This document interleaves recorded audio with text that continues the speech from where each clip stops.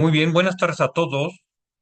Déjenme darle la bienvenida a esta charla especializada que está organizando la Sociedad Mexicana de Ingeniería Geotécnica mm, a través de su delegación, que nos da mucho gusto tenerlos y es una de las primeras charlas que vamos a hacer con respecto a la temática del reglamento de la Ciudad de México. Esta charla se denomina pues sobre el reglamento de las cimentaciones de la Ciudad de México y sobre todo su pertinencia de aplicación en otras ciudades.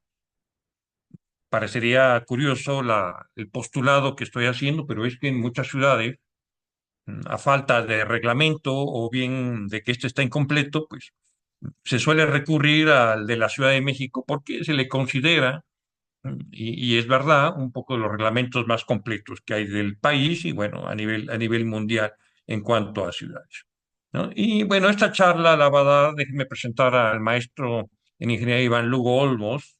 El maestro en ingeniería Iván Lugo Olmos es director general y fundador de la empresa de Proyecto Civil Integral, consultor desde hace muchos años en proyectos de obras civiles y sobre todo es perito en ingeniería geotécnica, perito en vías terrestres y director responsable de obra, hasta donde sé, en la Ciudad de México, ya no sé si en otro lado, en otra ciudad también, es director responsable de obra y entiende bien lo que es el reglamento de la Ciudad de México y su aplicación. Y yo le he pedido que discuta un poco este asunto de la pertinencia de su aplicación a otras ciudades. Así que sin más, Iván, bienvenido y gracias por aceptar. Te cedo la palabra y te pido compartas tu presentación. Bienvenido. Gracias, Paul. Gracias a todos los presentes por el tiempo que dedican a escuchar esta charla. Espero que sea de interés para todos. Eh, Tiene la fecha del 7 de octubre, bueno, porque en teoría hace una semana debí de haber concluido todo esto, pero bueno, va de nuez, como dicen. Sobre el reglamento de cimentaciones de la Ciudad de México y su pertinencia a aplicación en otras ciudades. Digo, los agradecimientos a la Sociedad Mexicana de Ingeniería Geotécnica AC por haberme invitado, al capítulo Querétaro, al doctor Paul Garnica, que es amigo mío de muchos años, un gran especialista, y a todos los presentes por destinar algo de su valioso tiempo a esta charla. El resumen que se maneja es dentro de la invitación o del el afiche que se envió, es que el Reglamento de Cimentaciones de la Ciudad de México es un referente normativo para el diseño de estructuras seguras y sostenibles en una zona con condiciones de subsuelo altamente complejas. Esta conferencia analizará los principios claves del reglamento, su pertinencia en el contexto de otras ciudades, con suelos desafiantes y los ajustes necesarios para su aplicación en distintos entornos geotécnicos. Bueno, en primer lugar, lo que me comentaba un poco al principio, Paul, era de que quizás no existan reglamentos completos en el interior del país, pero generalmente los diseños geotécnicos se enfocan mucho a la utilización de estos tres eh, modelos o normas o códices de diseño que se manejan. Uno es el de Comisión de Vialidad de Transporte Urbano, que es el de COVITUR. El otro es el de Comisión Federal de Electricidad, que es el más conocido, el que más se maneja en el interior del país.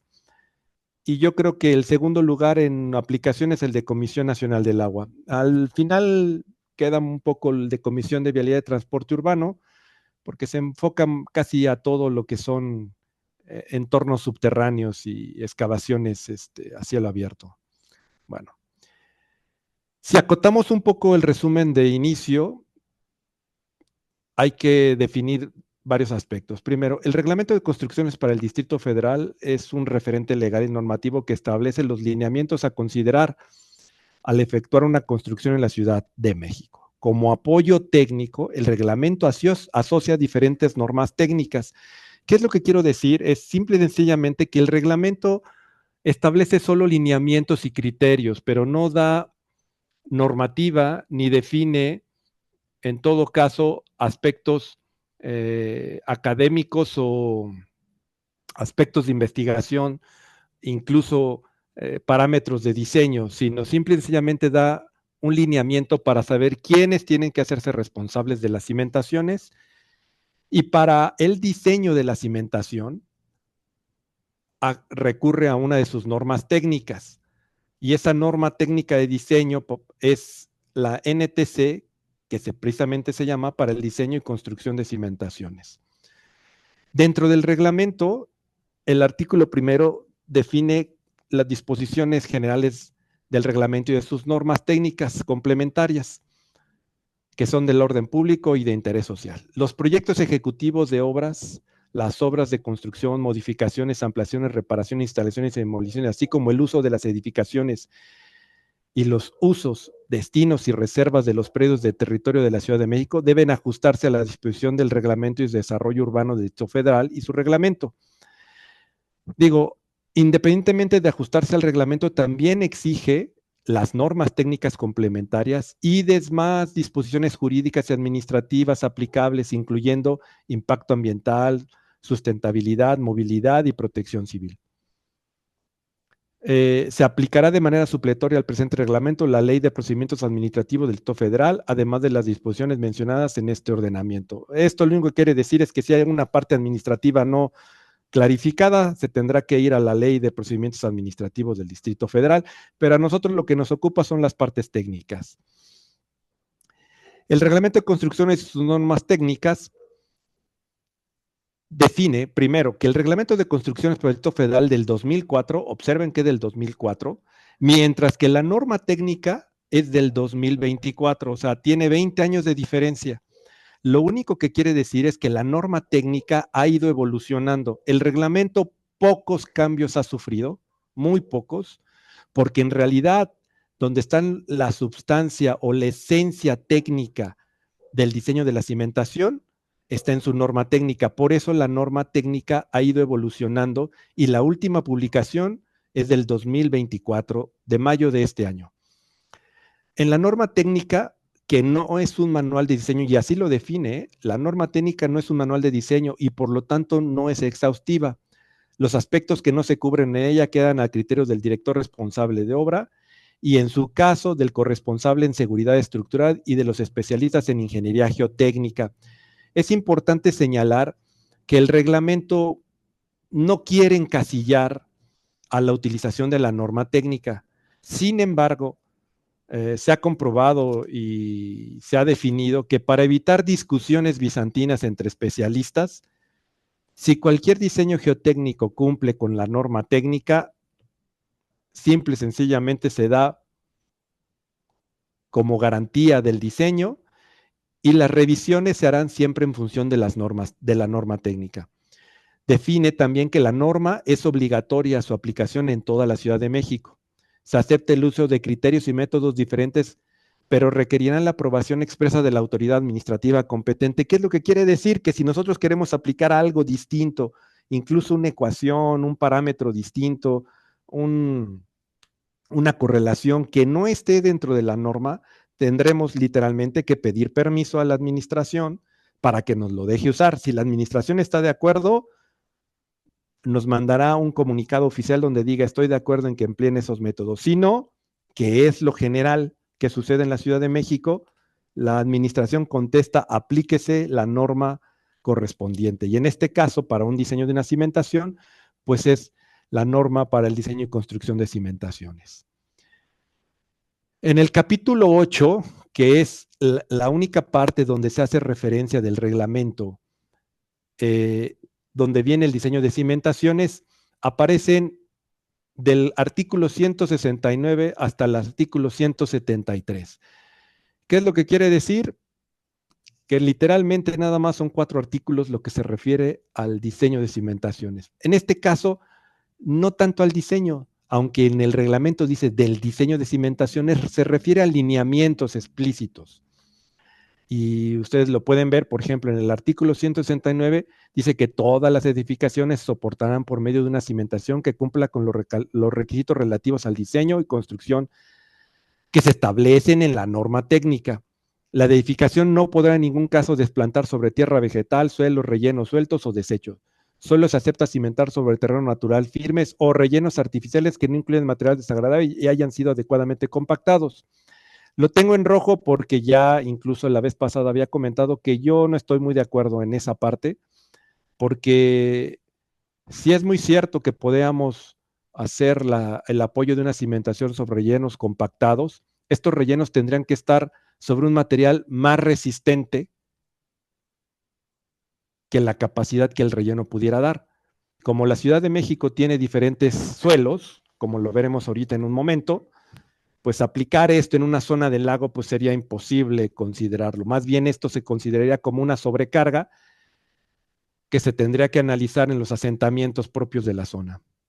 El artículo 170 para fines de este título federal se divide en tres zonas, que son las zonas geotécnicas de la Ciudad de México. La zona 1, la zona de Lomas, la zona 2, zona de transición, y la zona 3 es la zona lacustre. Aquí quiero que observen claramente que tanto en la zona 1, zona 2 y zona 3, ambiente lacustre, arcilla lacustre y zona 3 que dice lacustre, son características propias de la Ciudad de México, es decir, es un ambiente que se generó específico durante la formación, durante el génesis de formación del Valle de México. Por lo tanto, si ustedes están en una ciudad en la cual la formación del valle no se dio de manera lacustre, pues literalmente zonificar o tratar de aplicar criterios enfocados a las zonas que aparecen aquí estarían un poco alejados de la realidad. Define también que la zona, las características que deben de tener los predios, las características de las exploraciones, etcétera, etcétera. Todo esto está en el reglamento. Digo, leer el reglamento sería un poco cansado y creo que lo más interesante sería la plática y discutir sobre la aplicación o no del reglamento. Así que voy a tratarme de ir rápido para tener un espacio considerable para sus preguntas o sus dudas. Continuando con el artículo 171, dice la investigación del subsuelo del sitio mediante exploración de campo y pruebas de laboratorio debe ser suficiente para definir de manera confiable los parámetros de diseño de la cimentación. Como ven, ocupa palabras que no son cuantitativas, sino son más bien cualitativas, suficientes. Bueno, ¿para quién es suficiente? ¿Para el dueño del predio? ¿Para el que va a pagar el estudio de mecánica de suelo? ¿Para el especialista en geotecnia? ¿Para el especialista en mecánica de suelos? Bueno, son detalles que tiene el reglamento y los subsana a través de la norma. La zona 1, la zona 2 y zona 3 vuelven a aparecer. Define más o menos qué es la exploración que se debe dar en función de qué aspectos se tiene que considerar. Y luego el artículo 172 dice que se deben investigar el tipo y las condiciones de la cimentación de las edificaciones colindantes. Esta parte es muy importante que quizás en algunos reglamentos del interior del país no están, pero aquí en la Ciudad de México, como la densidad de construcciones es importante, es indudable que cualquier predio dentro de la ciudad ya tiene construcciones aledañas, incluso traseras, y por lo tanto es necesario garantizar la seguridad de esas construcciones en función de nuestro proyecto de cimentación, porque durante el proceso del diseño y la construcción de la cimentación, indudablemente tendremos que hacer excavaciones y las excavaciones en la Ciudad de México tienen sus bemoles importantes a considerar. La zona de lomas formadas por rocas o suelos generalmente firmes que fueron depositados fuera del ambiente lacustre.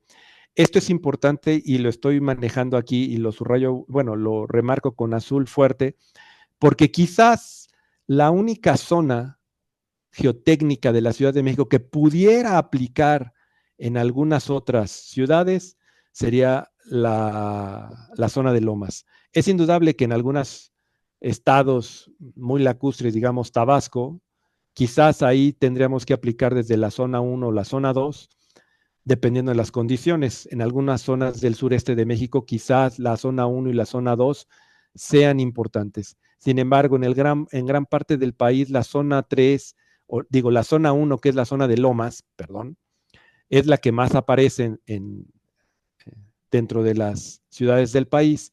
Y la zona 2 y la zona 3 en zonas muy próximas a ríos, como puede ser, y zonas bajas, como puede ser el sureste del país, Tabasco, Coatzacoalcos, Minatitlán, toda esta zona, ¿no? Campeche. incluso en algunas zonas como Ciudad del Carmen.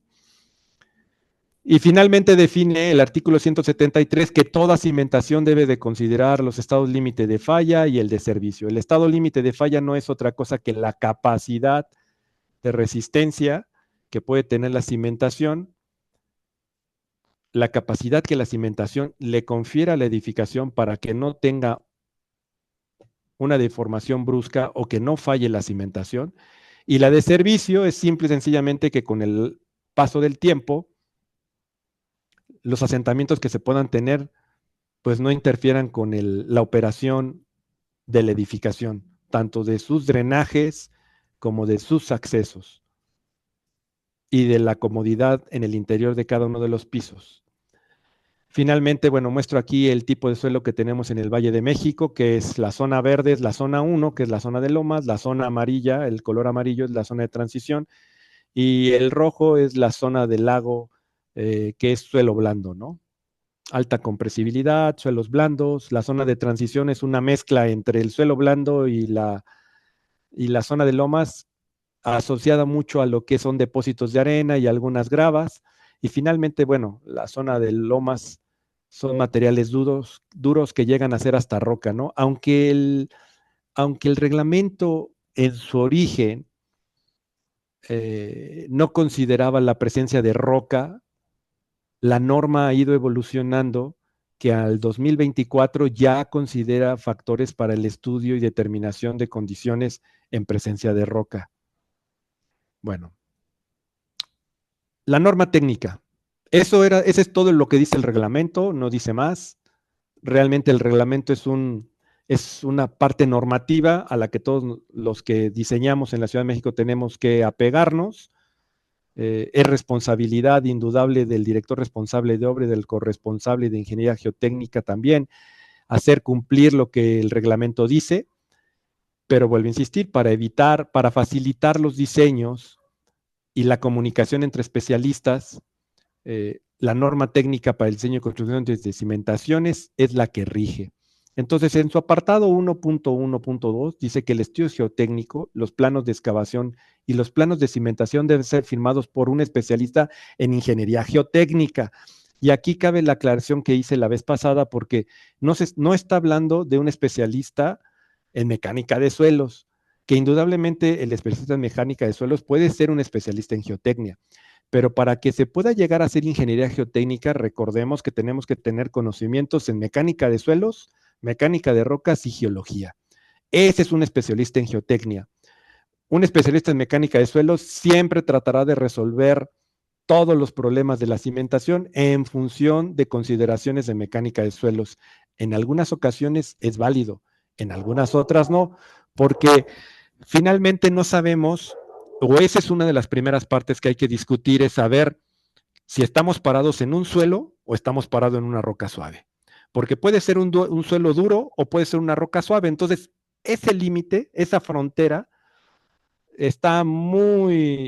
no está muy clara para los especialistas.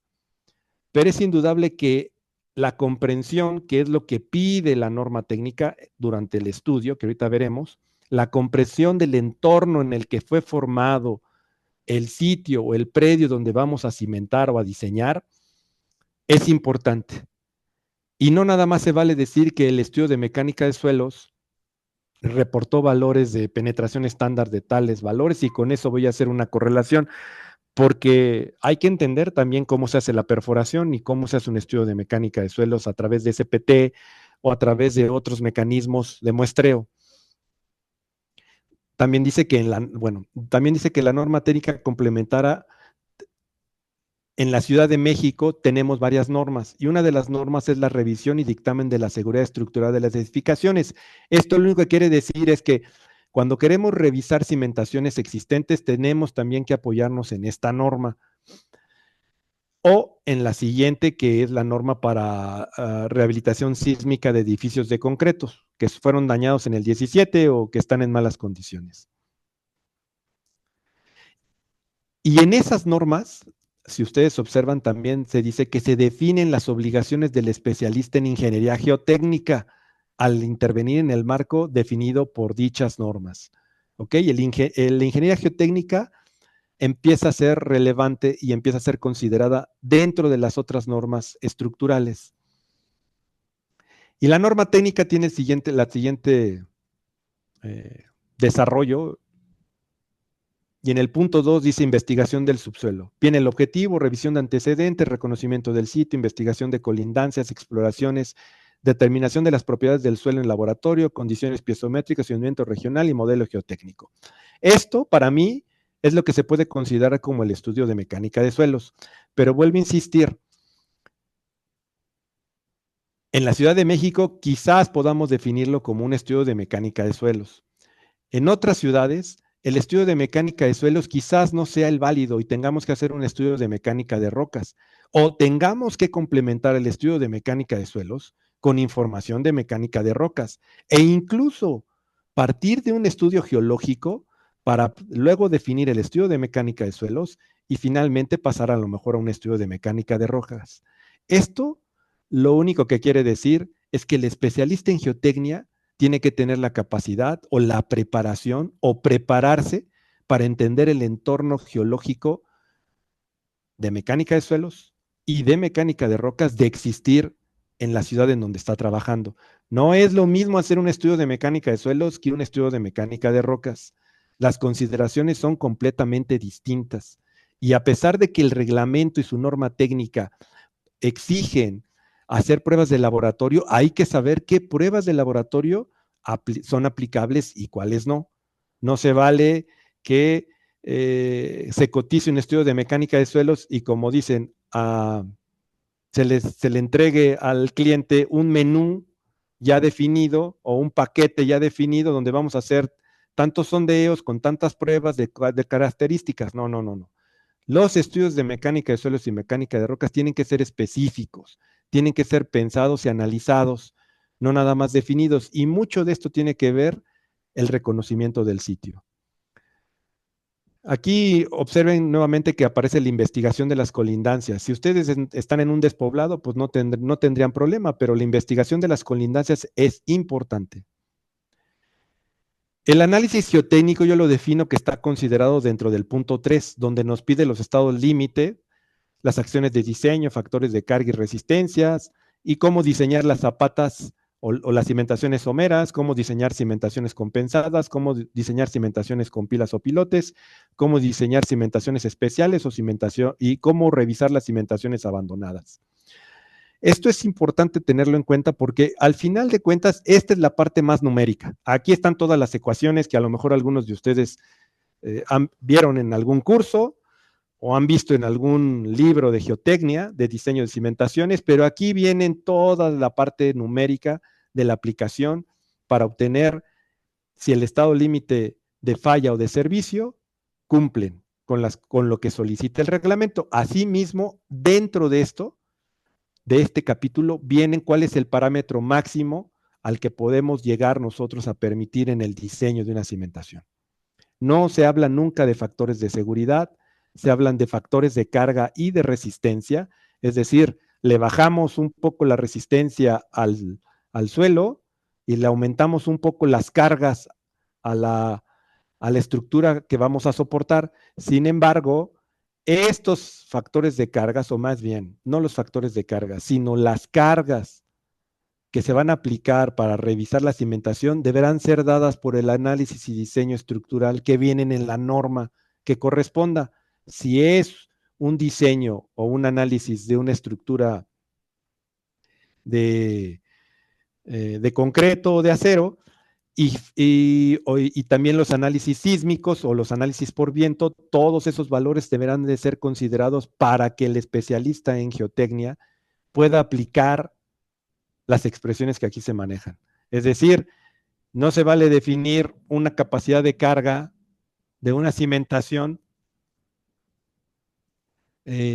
definir que esa es la única capacidad de carga que se puede manejar si todavía no se tienen las descargas a las que se verá sujeta, bueno, las descargas y las acciones dinámicas, sea por sismo o sea por viento, que va a sufrir la cimentación.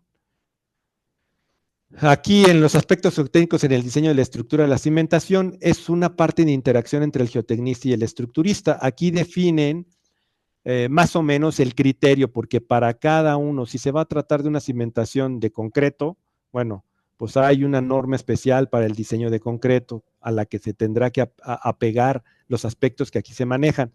Pero este capítulo 4 necesita, para ser completado, una interacción geotecnista-estructurista muy cercanos. Y en este caso, al final de cuentas, el geotecnista es el que maneja y pone la pauta del tipo de cimentación apropiado para que el estructurista proceda a su diseño. En la parte 5 que dice verificación de la seguridad de las excavaciones, es lo que comentábamos un poco al principio, de que toda cimentación tiene que estar enterrada. Por lo tanto, se tendrán que hacer excavaciones. Aquí viene la revisión de todas las excavaciones, sea desde una zanja hasta una excavación profunda, sean con sistemas de retención, sean con anclaje, etcétera, etcétera. Aquí viene definido, es una parte también numérica, porque aquí aparecen los estados límite de falla y de servicio, y por lo tanto son aspectos numéricos a los cuales nos tenemos que apegar.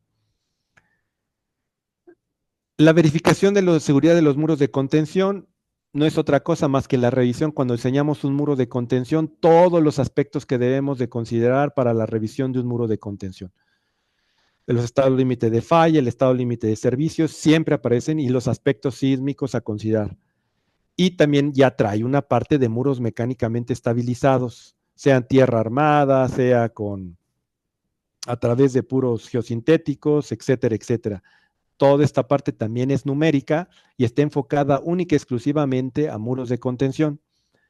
La parte 5 está enfocada única y exclusivamente a excavaciones.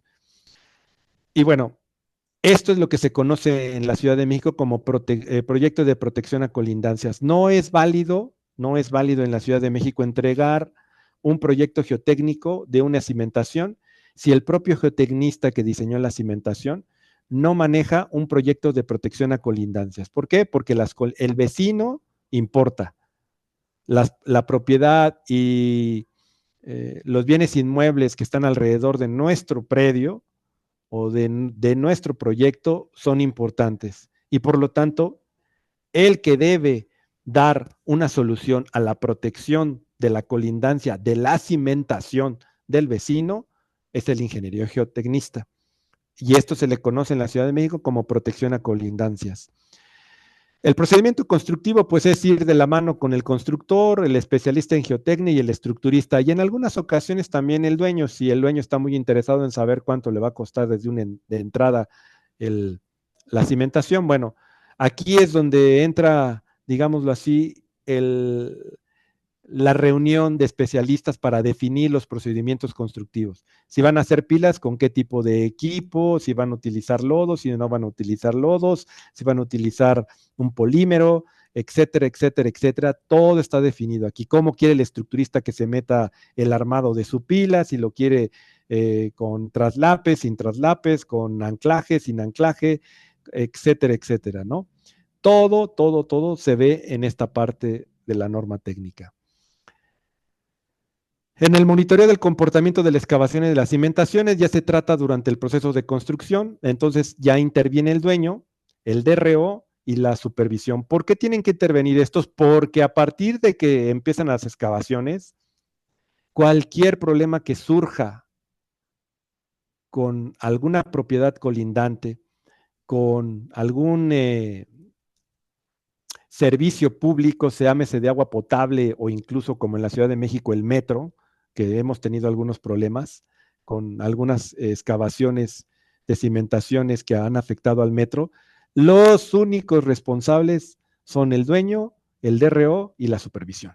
Independientemente de que haya planos y todo, ellos debieron de haber previsto que iba a haber un problema y obviamente la intervención del dueño es porque él es su predio. El DRO, que es el director responsable de obra, porque él debió de revisar todo el procedimiento previo a cualquier trabajo y la supervisión porque no se dio cuenta de lo que estaban haciendo, ¿no?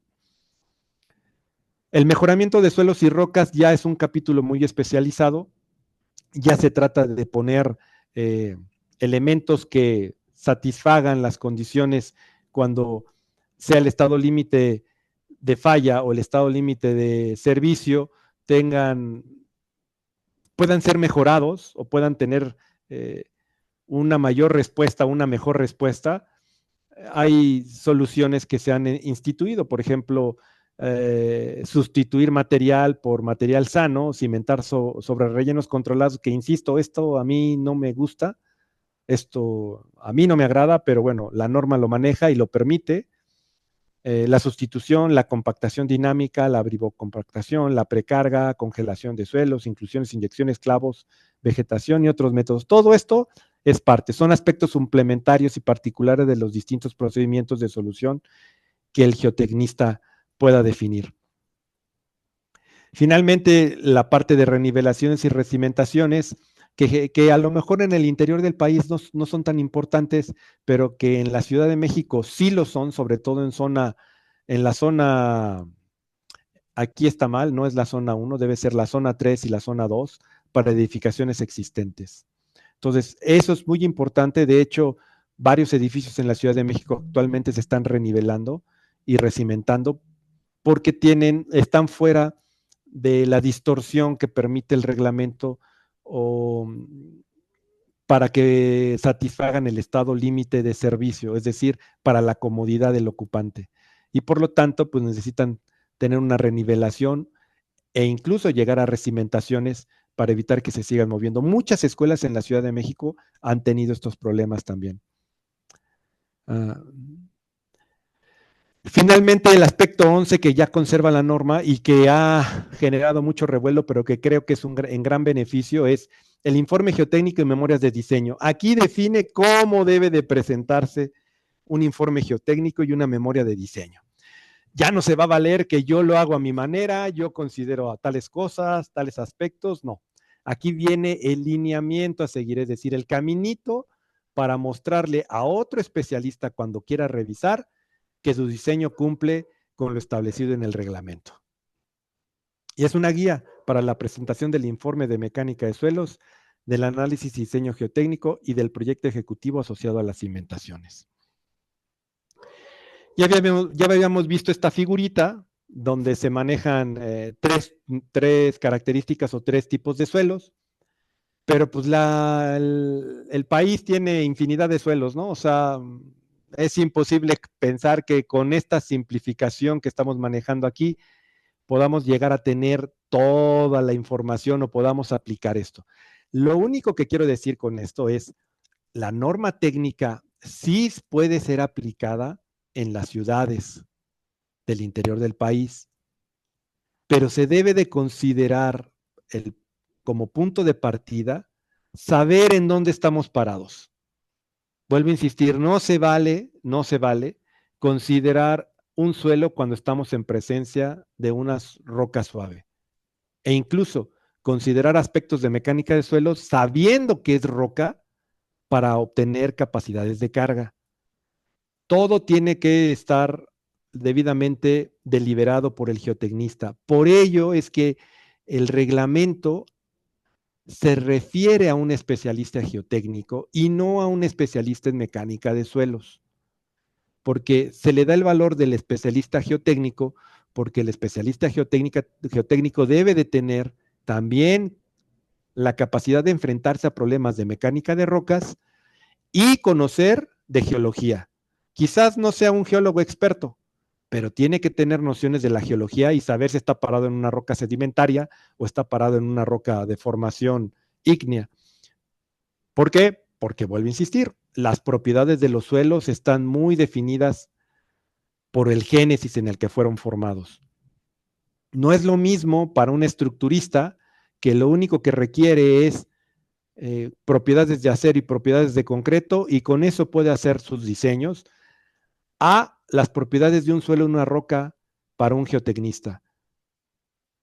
El suelo donde yo estoy ahorita parado no es el mismo suelo donde están parados ustedes. Entonces, la norma técnica, voy a regresarme al principio, la norma técnica,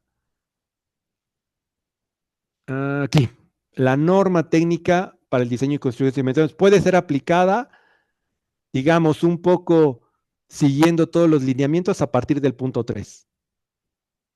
Eso sí se puede aplicar. Desde el punto 3 en adelante se pueden hacer los diseños que ustedes consideren.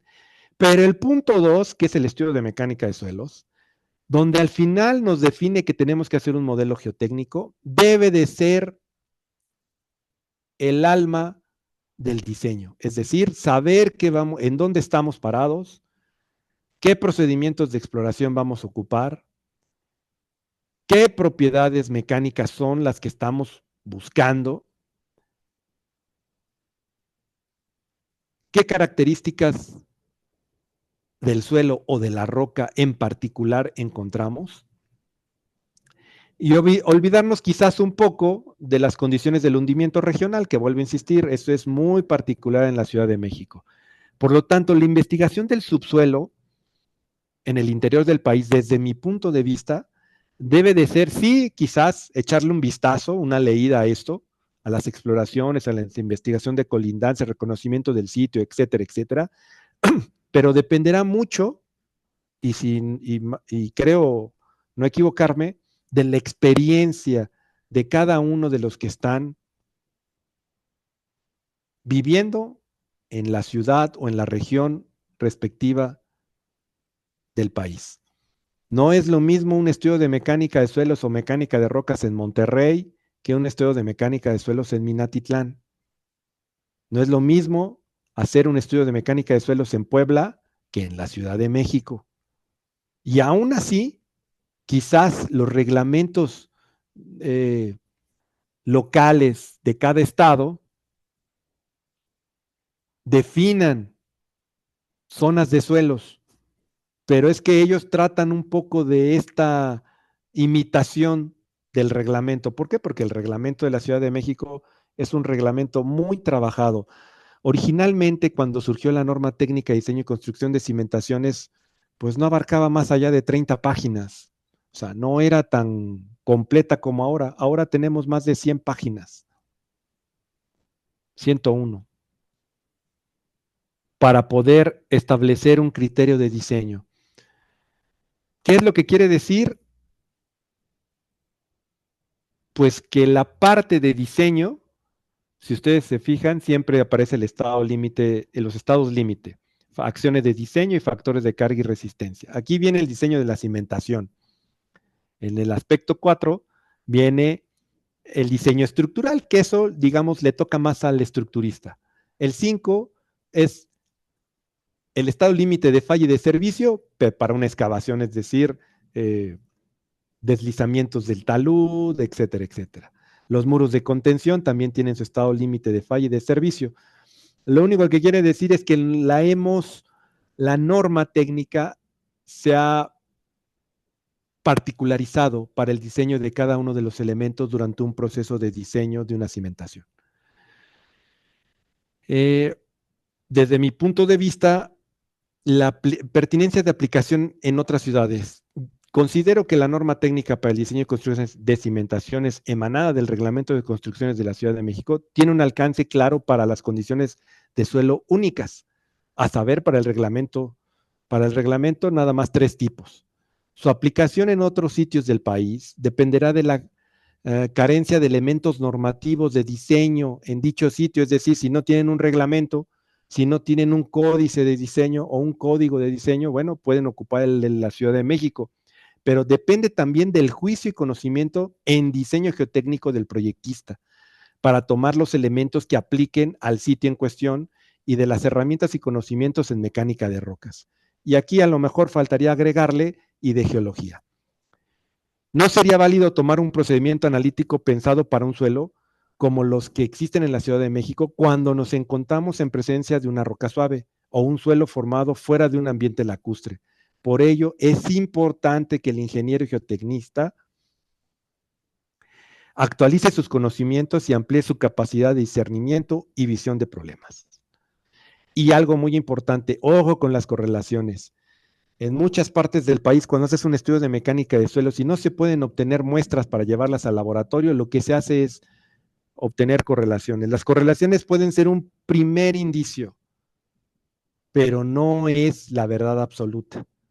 Y las discusiones a veces de las soluciones que se dan resulta no en que se aplicaron una ecuación o una expresión matemática distinta del reglamento eh, o, o, o del manual de Comisión Federal de Electricidad. No, no, no. Las discusiones generalmente se basan en quién considera que los valores geomecánicos o las propiedades mecánicas de los materiales encontrados en sitio son esas. A muchos de ustedes les ha de haber tocado discusiones en donde llega otro especialista y dice, no, yo considero que es mayor la, la resistencia a la compresión simple, o considero que el ángulo de fricción es mayor y la cohesión es todavía más alta. O otro que llega y dice, no, son menores, o sea, consideramos que son menores y que no pueden aplicarse. Entonces, todos esos aspectos de discusión con las correlaciones son imposible de poder llegar a un acuerdo final si no se tienen propiedades obtenidas de ensayos de laboratorio. Si hay alguna pregunta, con gusto, creo que estamos a buen tiempo para las preguntas. Muchas gracias, Iván, por tu presentación. Y vamos a abrir ahora un espacio para las dudas o preguntas que quieren hacer. Les pido, por favor, que lo puedan hacer a través del chat o también pueden activar su micrófono y hacer su pregunta directamente. Y solo para empezar, Iván, yo preguntaría, porque hablaste de la figura de corresponsable de ingeniería geotécnica, pero como tal, ese no existe todavía, ¿no? No, el corresponsable es una discusión interna aquí en la Ciudad de México. El estructurista, digo, hablando fríamente, es al que le están dando la importancia de revisarnos a nosotros como geotecnistas si la cimentación está bien o no. O sea, hay discusiones en las cuales no hemos podido llegar a ese acuerdo. Se había pensado que ya para esta publicación del reglamento íbamos a poder tener la figura del corresponsable en seguridad geotécnica. Sin embargo, hasta la fecha no se ha podido dar y seguimos enfrentándonos a la problemática de tener que discutir con un estructurista el por qué hemos definido un tipo de cimentación y no otro, ¿no? Hay discusiones tan bizarras como los estructuristas les gusta mucho que las pilas de cimentación pues vayan debajo de las columnas, indudablemente, pero hay ocasiones en que las pilas no caben, ¿no? O sea, por más acomodo que le podamos dar, inclusive las pilas que están en las colindancias, pues no dan porque tienen que tener un espacio, la máquina no entra hasta la zona de donde va a estar la columna. Entonces, discutir con un estructurista de estas cuestiones a veces se vuelve un poco cansado y a veces eh, las discusiones no llevan a nada, nada más a confrontaciones entre geotecnistas y estructuristas, que al final del caso pues no debería de ser porque ambos somos ingenieros y podemos llegar a soluciones. Sí, aquí tengo en el chat, Iván, algunas preguntas. Ajá, sí, Juan Manuel adelante. Pérez pregunta, ¿por qué no considera adecuado el mejoramiento del suelo? El mejoramiento del suelo a través de capas compactadas, primero digo, desde el punto de vista del génesis de la formación, voy a explicarlo así. La naturaleza, nosotros no somos capaces ni como ingenieros de llegar a mejorar o a obtener condiciones de suelos naturales. Eso es imposible. Nosotros lo que hemos llegado a obtener son propiedades a través de métodos de compactación. Por lo tanto, cuando hacemos métodos de compactación, no estamos hablando de un suelo mejorado, estamos hablando de un relleno.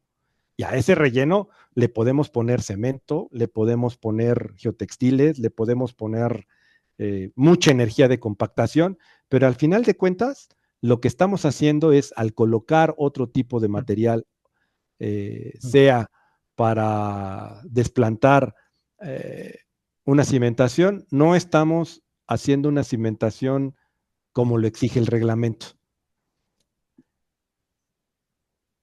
Hay una discusión en la Ciudad de México porque tenemos como 3, 4 metros de una capa que se le conoce como relleno histórico, que como ya tiene 200 o 300 años de formación, bueno, pues se le considera que ya tiene ciertas propiedades, ¿no? Pero si nosotros compactamos un suelo, sobre un suelo que tiene una rigidez menor que el suelo al que estamos colocando por encima, la energía de compactación será mucha, las deformaciones que generaremos en el suelo de abajo serán mayores, y la verdad es que eso no es sano para una cimentación, no es sano. Sano es que la cimentación que colocamos un relleno, como se hacen a lo mejor en las naves industriales, eso yo no lo discuto. En muchas zonas, incluso creo que en Querétaro, se hace una sustitución porque se tiene una arcilla expansiva en algunos sitios y se coloca material compactado y eso. Bueno, pero estamos hablando de una nave industrial cuya descarga pues es mucho menor a 1.5 toneladas por metro cuadrado. Finalmente, esas descargas sobre una cimentación, sobre zapatas o zapatas corridas, pues puede ser suficiente para evitar una revisión por el estado límite de servicio y ser satisfactorio. ¿Por qué? Porque por debajo de ese relleno que estamos colocando hay un material más competente. Aquí tengo un comentario de Walter Paniagua, a quien lo saludo con gusto, que recuerda que la NTC no es un manual de diseño, sino los requisitos mínimos que se deben cumplir. Es correcto, es correcto. Y hay una pregunta de Vicente Eduardo sobre cuál debería ser el estudio idóneo a hacer para determinar, en primer lugar, si estoy frente a suelo o roca, suponiendo un desconocimiento total de la zona donde voy a cimentar. Lo más sano es acompañarte de un geólogo, eso es lo más sano. Tener conocimientos de geología es fundamental para entender el suelo o la roca en donde estamos parados. Los siguientes aspectos, si ustedes notaron, dentro de la norma define aspectos lacustres, o sea, situaciones lacustres. Si vuelvo a insistir, si la zona en donde estamos parados no tiene una formación lacustre, pues literalmente estamos descartando dos zonas, la 2 y la 3. Bueno, habrá que verificar, estamos al lado de un río, bueno, pues veremos si está suelta el material. En mi experiencia personal, ese es mi criterio muy personal, la resistencia a la compresión simple del límite entre un suelo duro y una roca debe de estar por ahí de los 20 kilogramos por centímetro cuadrado. Entre eso, más o menos por ahí debe de estar. En función de eso, si estamos por arriba de los 20 kilogramos por centímetro cuadrado, estaríamos hablando ya casi de una roca suave, y por debajo de eso estaríamos hablando ya de suelos duros como tobas. Entonces, esa es la frontera más o menos. Por ahí debe de estar, en mi experiencia. A lo mejor algunos de ustedes tienen algún otro criterio, bueno, a lo mejor el módulo de elasticidad es el importante, bueno, depende qué estemos buscando, si capacidad o eh, evitar deformaciones. En este sentido, Iván, la compresión simple, pues muchos suelen tratarla de obtener a partir de los ensayos de penetración estándar, independientemente si sea suelo y roca, y eso nos lleva a tu observación, ojo con las correlaciones, ¿no? Es correcto, las correlaciones pueden ser una primera aproximación, pero no es el alma de lo que estamos esperando como un diseño geotécnico. Las correlaciones nos permiten hacer un prediseño para saber por dónde andamos y qué aspectos, qué soluciones pudiéramos dar. ¿Por qué? Porque a varios de ustedes les ha tocado que su cliente ya les exige urgentemente saber si van a hacer zapatas, pilas, si van a hacer cajones, etcétera, etcétera. Bueno, con las correlaciones pudiéramos tener un indicio, pero el detalle final queda en función de hacer las pruebas de laboratorio necesarias y suficientes que nos permitan definir los parámetros mecánicos para nuestro modelo geotécnico. Sin un modelo geotécnico, la revisión de un diseño de cimentaciones es muy compleja y genera muchas discusiones. Sin embargo, hay entornos geotécnicos, cito el caso de Querétaro, por ejemplo, que son suelos lacustres, pero con nivel de agua freática muy profundo, suelos muy rígidos, donde obtener muestras inalteradas para ensayos de laboratorio pues es imposible, y se suelen requerir o abusar de correlaciones. Sí, bueno, insisto, todo depende, hay muchas consideraciones, ¿no? la perforación, el tipo de perforadora, el perforador, el operador, etcétera, etcétera. O sea, si uno está atento a las condiciones, si uno va agarrando experiencia, bueno, recuerden que el reglamento, hablando del reglamento ya, el reglamento exige que toda construcción tenga una cimentación segura y para eso le da al director responsable de obra, al especialista al corresponsable en seguridad estructural, que ahí es donde también hay una discrepancia, bueno, la autoridad de avalar o descartar el tipo de cimentación propuesta o la solución que se está manejando. Finalmente, obtener muestras en suelos que a veces no se pueden obtener implicaría a lo mejor cambiar los métodos de exploración y esos métodos de exploración a lo mejor podrían estar enfocados a una visión macro, como en el aspecto de la mecánica de rocas, donde se podría hacer una caracterización geomecánica en función de las propiedades de los materiales similares en superficie. ¿Qué es lo que quiero decir con esto, Paul? Lo único es, a mi entender, es la mecánica de suelos parte de lo muy particular a lo general, es decir, de una muestra de laboratorio llevamos a hacer un modelo geomecánico en función de las propiedades del suelo. En la mecánica de rocas se parte de lo general para llegar a lo particular, es decir, se parte de los aspectos del entorno con pruebas de laboratorio que pueden ser aplicables a las pocas o muchas muestras que se puedan obtener, a lo mejor no en el sitio, pero a lo mejor en otra zona o en otra región, con las cuales se hace un modelo geomecánico de caracterización. Ese es otro proceso completamente. Ambos caminos, sea por mecánica de suelos o mecánica de rocas, deben de llegar a un modelo. Y ese modelo geotécnico es el que va a regir el diseño y construcción de la cimentación. Tengo una pregunta aquí de Luis que dice que si, por lo que te entendió, que quiere usted decir que no es conveniente mejorar el suelo a partir de un material expansivo, pero sí se puede realizar a partir de un suelo firme. Lo que quiero decir, bueno, a ver, el suelo expansivo, por ejemplo, en Querétaro, pues ¿para qué nos metemos con el suelo expansivo? O sea, hay que quitar un suelo expansivo para poner una cimentación. Sí, bueno, voy a poner el caso de una nave industrial, que a lo mejor por allá abundan. Hay que quitar todo el área de la nave industrial y sustituirlo por terreno, por material competente, y sobre ese material competente compactado, que a veces durante el proceso de construcción no se llega a alcanzar los requerimientos que nosotros solicitamos, pero bueno, al final se colocan, vamos a colocar la cimentación en zapatas, o no sería mejor hacer como micropilas en cada uno de los apoyos, atravesando la capa de arcilla expansiva y apoyándonos en la capa que ya no tiene esos movimientos para garantizar. También pudiera ser la otra, o sea, retirar no todo el volumen del material en superficie, si es lo que queremos es poner los pisos.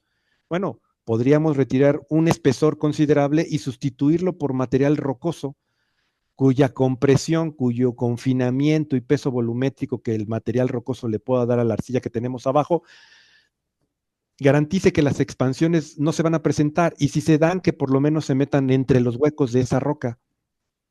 Hay muchas soluciones. Espero haber respondido, pero en realidad, desde mi punto de vista, ninguna cimentación debe ser desplantada sobre un relleno. Y para mí, un relleno es un material que el hombre coloca y trata de imitar a la naturaleza. Aquí hay una pregunta de cuáles son tus experiencias en la aplicación de las normas en otras ciudades del país, ¿no? Vuelvo a insistir, aplican muy bien a partir del ítem 3 en adelante. La exploración, esa es otra cosa, ese es otro boleto. Permiten hacer la revisión de las cimentaciones, permiten hacer la revisión de las excavaciones, de los muros de contención, son claras y prácticas, es decir, es la parte numérica, es la parte del criterio numérico de la aplicación directamente sobre un problema geotécnico. Pero todo problema geotécnico parte del conocimiento del sitio y ese es el detalle fundamental en el cual quizás la norma técnica pudiera ser considerada como una norma técnica en todos los estados si la parte 2 se estableciera para cada entidad y para cada sitio, para cada exploración. Se particularizaba, en pocas palabras. Sí, o sea que partimos que al final la pertinencia de aplicación pues va a depender del buen conocimiento del sitio y de la elaboración del modelo geotécnico pertinente, ¿no? Es correcto. Sin eso, por más que apliquemos ecuaciones, vamos a ponerle así, no sé, nuevos métodos experimentales, etcétera, no serviría porque los valores de C, vamos a ponerle así, de los parámetros mecánicos del material, pues no serían no son los reales, o sea, estaríamos hablando de otras cosas. Bueno, muy bien. No sé si hay entre los que nos están escuchando todavía alguna pregunta adicional. Alguien que quiera hacer un comentario o activar su micrófono, o si no es así, pues que estoy viendo en el chat que ya no me llegan. Hay otras cosas que quedan un poco ahí de dudas, que serán objeto de otras preguntas, porque evidentemente son detalles, por ejemplo, con la revisión sísmica, ¿no? De estructuras en Querétaro, por ejemplo, o en cualquier otra ciudad, haciendo referencia a la Ciudad de México, ¿no? Y a la Bueno, pertinencia de otras cosas, ¿no? claro, bueno, aquí la cuestión sísmica, lo más sano para otras ciudades no es aplicar lo que manejamos en la Ciudad de México. Para eso hay una norma especial para las condiciones dinámicas y sísmicas de la Ciudad de México. Considero que lo sano es aplicar Comisión Federal para las condiciones sísmicas en cualquier parte del país, para obtener sus espectros, para obtener sus modos de vibración, etcétera, etcétera. Pero aplicar la norma, hay, bueno, la norma sísmica define cómo hacer los espectros también y todo, pero nos han facilitado la vida y nos han puesto un programa que se llama el SACID, que no es otra cosa más que define para cada sitio puntual particular de la Ciudad de México las condiciones sísmicas de cada sitio. Porque Sí, la construcción de una... Ajá, sí, lo que no quita que ese modelo sísmico, aunque haya cosas aplicables, pues depende de propiedades del suelo particular, ¿no? es correcto, pero la manera en que se puede construir el modelo a través del Manual de Comisión Federal de Electricidad, incluso de la norma sísmica de la Ciudad de México, digo, dependen de las propiedades del suelo, de las profundidades a una cierta capa resistente, etcétera, etcétera, y todo eso es exploración, todo eso es investigación del sitio. Aquí tengo todavía unas preguntas que llegaron de Daniela Variega. En tu opinión, ¿qué opinión tiene respecto a seguir usando factores de seguridad en lugar de factores de carga y de reducción para la revisión del estado límite de falla? Bueno, la norma de la ciudad maneja estado límite de falla y límite de servicio y ya no aparece en ninguna parte dentro de la norma, digamos, la palabra factor de seguridad. Eso ya dejó de existir. En la Ciudad de México ya no hablamos de factores de seguridad. Hay toda una explicación, pero yo a resumidas cuentas y por la experiencia técnica es que definir si el factor de seguridad de 3 o de 2.5 o de 1.2 o de 1.3 o de 1.1 es mejor que uno que otro, no tiene sentido. O sea, es una discusión a la que uno no se llega.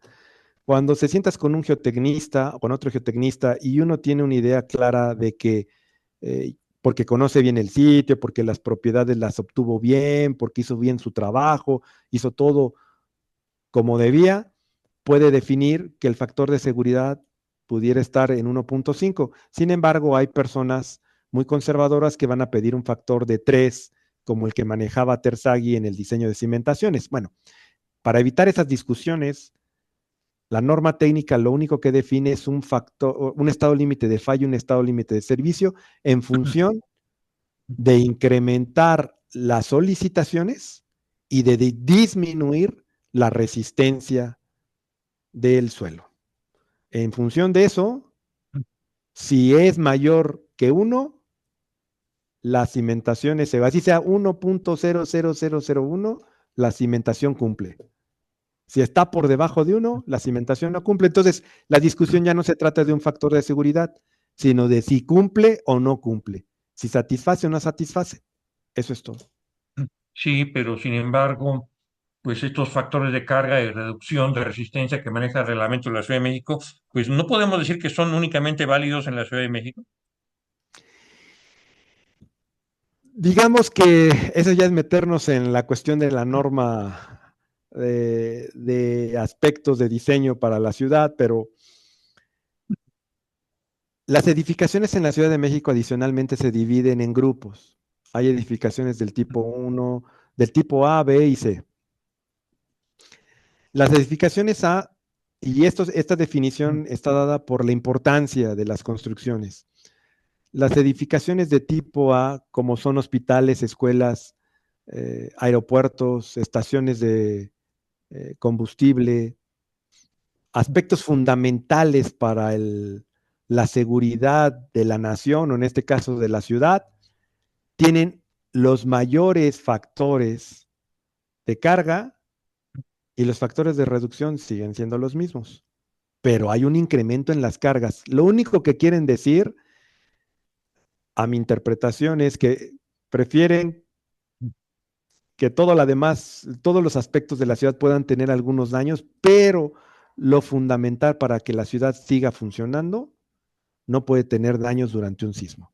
Entonces, esa es una discusión que se tendría que dar en función de los aspectos que se manejan en otras entidades. Sin embargo, es sano tener un incremento que tampoco es tan exagerado. Estamos hablando de valores de 1.5, en algunos casos 1.1 para incrementos y disminuciones de 0.7, 0.6 para los valores de resistencia, con los cuales pues, se llegan a diseños muy razonados, muy pensados, razonados, económicamente aplicables, ¿no? Y no están sobrados, bueno, ni tampoco están deficientes. Esa es otra discusión y ese es otro tema que habría que ver, pero esos valores tienen desde el 2000, desde que se publicó la norma en 1987, que empezó a salir la norma de diseño, los valores de carga estaban definidos desde entonces. Aquí tengo más preguntas, déjame darle salida a algunas, si te parece, ¿no? Por ejemplo, tu opinión del uso de columnas de grava para mejorar suelo. Bueno, yo las columnas de grava, en mi experiencia, digo, no para apoyar una cimentación, digo, la columna de grava sería como para intentar disipar alguna presión por algunos niveles de freáticos o niveles de agua que tuviéramos en, en el interior del suelo, pudieran funcionar. Es indudable que pudieran dar una mayor capacidad, pero considerar que la columna de grava va a ser capaz eh, de garantizar la estabilidad de la cimentación, pues yo no lo considero así, a no ser que es una estructura ligera. Vuelvo a insistir, o sea, depende el sapo es la pedrada, ¿no? Si lo que vamos a construir es una casa de madera, bueno, pues una columna de grava yo no le vería tanto detalle, ¿no? Pero si arriba de la columna de grava vamos a poner el apoyo de un puente, pues ahí sí yo ya lo vería muy arriesgado, ¿no? O sea, depende mucho del criterio del geotecnista. Desde mi punto de vista, vuelvo a insistir, a mí los rellenos, sean muy bien compactados o mejorados o adicionados con algún elemento, no me gustan. A mí no me agradan. Pero en la geotecnia, todo es poesía. Al final, tiene que rimar y tiene que tener las reglas normales de la geotecnia. Aquí me preguntan si tienes alguna recomendación para lo de las correlaciones, bibliografía o algo así. Pues realmente no, más bien yo, miren, si tienen un poco de dudas con respecto a las correlaciones o esta parte, eh, porque se les ha complicado obtener valores reales o muy próximos a la realidad de los sitios, sería bueno que le echaran un vistazo a algunos libros de mecánica de rocas, porque, vuelvo a insistir, la mecánica de rocas parte de mucho de lo general y va eh, a través de metodologías, va llegando a un aspecto muy puntual.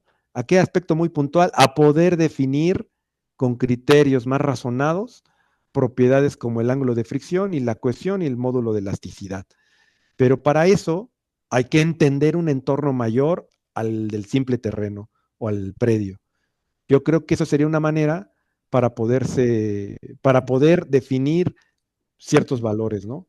O sea, es imposible pensar que un geotecnista pueda hacer una correlación y que diga que un conjunto de grava pueda tener un ángulo de fricción de 22. Bueno, pues digo, estamos parados en dónde, ¿no? O sea, o que pueda tener un ángulo de fricción de 42 cuando eso nada más una roca, ¿no? Entonces, son los aspectos que hay que tomar en cuenta, ¿no? Y que un geotecnista, esta es la oportunidad, es decir, a lo mejor las ecuaciones ya están escritas, la metodología ya nos conduce a diseños razonados, pero donde no tenemos toda la información completa, donde realmente hay que ponerle ingeniería y criterio, es en la exploración, porque ahí es literalmente donde obtenemos las muestras, ¿no? Sí, una referencia para todos es el Manual de Exploración Geotécnica de Enrique Santoyo Villa, que fue parte de su conferencia Alfonso Nabor Carrillo, la conferencia Nabor Carrillo, que dio en alguna ocasión en la Sociedad Mexicana de Ingeniería Geotécnica. Dos preguntas más para cerrar, Iván. Sí. Una, las cimentaciones en suelos licuables, ¿cómo se manejarían? Las cimentaciones en suelos licuables. Pues hay que pasar la capa que es licuable y apoyarse, es mi punto de vista. Hay otros métodos. Podemos sacar, poner columnas de grava para en el momento en el que se genere la presión intersticial por el incremento sísmico que se da en el estrato que está saturado. Bueno, pues por ahí pueda salir un poco la presión de agua. Puede ser eso. La otra es irse más abajo de la zona licuable con cimentaciones profundas, pilas, pilotes, con eso. Y ahí se usa mucho luego mejoramiento de suelos, ¿no? Como compactación dinámica, ¿no? Sí, claro, correcto. Pero todo depende de qué vas a cimentar. Si estamos en Acapulco y hay arenas que son licuables y vamos a poner una torre de 40 pisos, pues digo, hacer pilas a 50, 70 metros es mejor que estar apostándole a poner columnas de grava o disipadores de energía hidrostática en caso de un sismo, ¿no? O sea, son soluciones, ¿no? O sea, Ujú. es mejor el criterio de seguridad. Recuerden que se los comento esto en particular, el reglamento hace hincapié en que también hay que tomar en cuenta lo establecido en protección civil, en muchas otras dependencias. ¿Qué es lo que quiero decir? Que el reglamento le preocupa la vida humana, no nada más la seguridad de las construcciones. Por lo tanto, el geotecnista es responsable de los trabajadores que están en proceso de construcción de la cimentación, es decir, los diseños deben de ser y garantizar la seguridad de los trabajadores y obviamente del que va a habitar o ser el dueño final de esa cimentación. Una última pregunta, Iván. Ajá, En algunas zonas donde se construyen naves industriales o viviendas de interés social, es muy común la práctica de plataformas de cimentación, que consiste en eliminar capa vegetal y algún estrato expansivo, y sobre la superficie descubierta se coloca un relleno o terraplén, y sobre esta se desplanta la cimentación. Y todos te preguntan si está de más, si está por demás hacer el relleno o el terraplén. esa práctica es muy común. Digo, yo lo manejaría de esta forma o lo plasmaría así. Si yo pongo un relleno, tengo que garantizar que por lo menos la descarga sobre el relleno esté por debajo de 1.5 toneladas por metro cuadrado. ¿Por qué 1.5 toneladas por metro cuadrado? Porque se ha visto en la Ciudad de México en suelos altamente compresibles, sin rellenos, que ese tipo de descargas o ese tipo de descarga sobre el terreno genera pocas deformaciones. Si nosotros estamos colocando en edificios de interés social una plataforma con un terraplén y arriba estamos poniendo una losa de cimentación, claro está que la descarga sobre ese terraplén o sobre ese relleno es inferior a 1.5 toneladas por metro cuadrado. En el caso de las naves industriales, por muy pesada que sea una nave industrial, no va a alcanzar yo creo que ni 1 tonelada por metro cuadrado la descarga de la zapata. Si nosotros diseñamos zapatas muy pequeñas, pues lo que va a pasar es que se van a incrementar las cargas y va a generar deformaciones. Esto también causa, digo, para los que no nada más les piden diseñar la cimentación, sino también el firmo, el piso de diseño dentro de la nave industrial, lo más sano cuando ponen un relleno es hacer losas lo más pequeñas posibles, económicamente factibles y conectadas unas entre otras. Es decir, poner el piso en tableros que es máximo de 250 por 250 o en ese orden. ¿Para qué? Porque se va a mover. El relleno se va a mover y las losas van a empezar a sufrir, se van a agrietar. Es mejor saber que las conexiones entre las losas pueden permitir un poco de flexibilidad en el desarrollo en el tránsito de los vehículos o de los elementos que estén dentro de la nave industrial. Bueno, muy bien. Pues hasta aquí las preguntas. Cualquier otra cosa nos los pueden mandar por correo a la Sociedad Mexicana de Ingeniería Geotécnica, ¿no? Vamos a dar por terminada la conferencia, no sin antes agradecerte, Iván, tu tiempo y tu preparación, la segunda oportunidad, porque ya ves, la semana pasada tuvimos algunos detalles técnicos que ya han sido superados. Y bueno, te agradecemos muchísimo. Aquí tengo a alguien que levanta la mano, Humberto Fermín, adelante.